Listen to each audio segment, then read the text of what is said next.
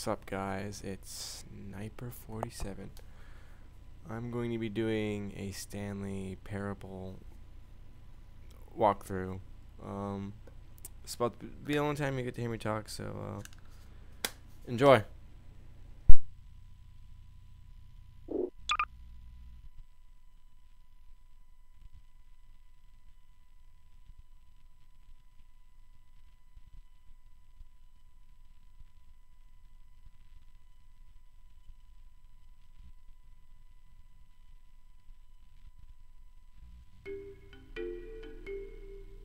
This is the story of a man named Stanley. Stanley worked for a company in a big building where he was employee number 427. Employee number 427's job was simple. He sat at his desk in room 427 and he pushed buttons on a keyboard. Orders came to him through a monitor next to his desk, telling him what buttons to push, how long to push them, and in what order. This is what employee 427 did every day of every month of every year. And although others might have considered it soul-rending, Stanley relished every moment that the orders came in, as though he had been made exactly for this job. And Stanley was happy.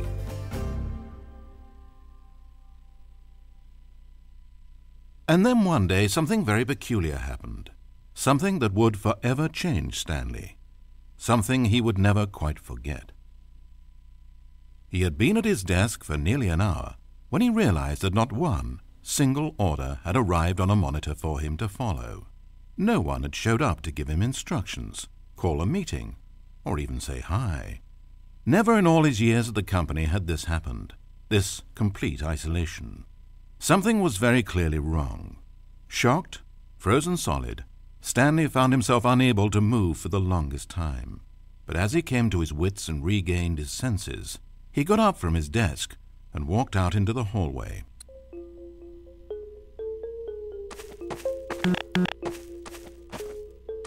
Stanley decided to go to the staff lounge to check on his co-workers.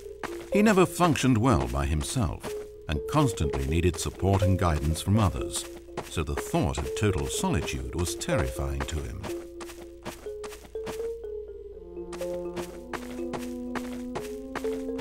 When Stanley came to a set of two open doors, he entered the door on his left. This was not the correct way to the employee lounge, and Stanley knew it perfectly well.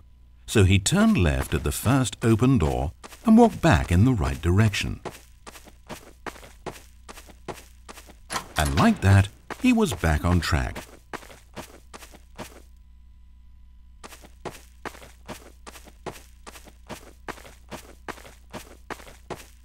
As Stanley entered the lounge, he was horrified to find not a single person here. He decided he would walk up to see his boss, hoping that he would find an answer there.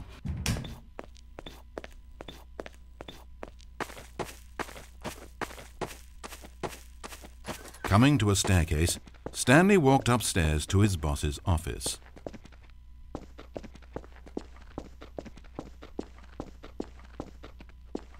But Stanley just couldn't do it.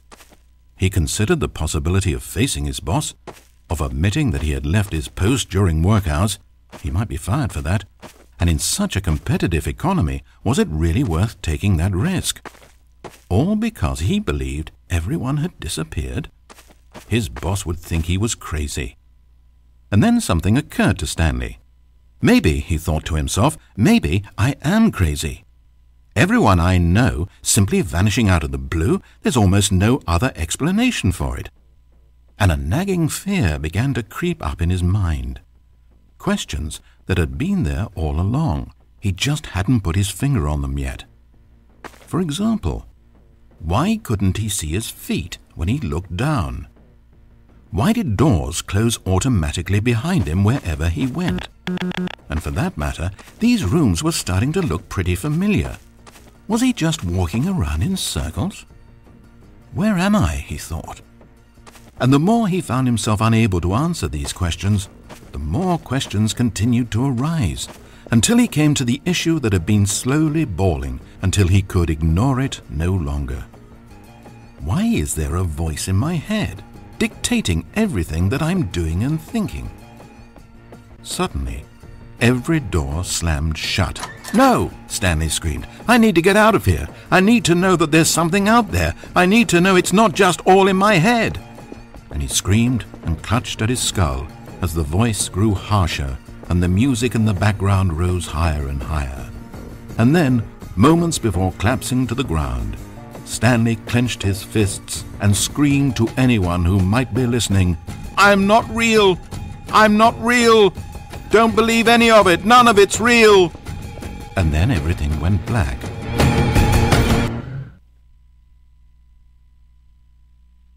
This is the story of a woman named Mariella. Mariella woke up on a day like any other. She got dressed, went to work, clocked in, clocked out, and then she walked home. But her walk on this day was interrupted by the body of a man who had stumbled through town talking and screaming to himself, and then collapsed dead on the sidewalk. Moments after, she would turn, run to the nearest police station, and call for an ambulance. But for just a few brief seconds, she merely stood there, unable to move. The tragedy was not the death of a single person. It was that she would never know this man's story, never hear in his own words what had happened to him, or what he believed had happened to him. For to know these things would be to exist inside the head of the man himself. So all she could do was observe from a distance and pity him. But Mariella had places to be and people to meet with, very important people, whose impressions of her would affect her career and indeed the rest of her life. She stood there for only a moment, looking down at the body, and then she ran.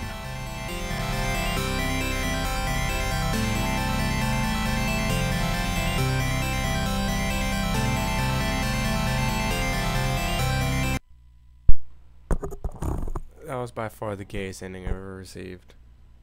It changes depending on which door you take and shit. It's worth trying out. Alright, hope you guys enjoyed.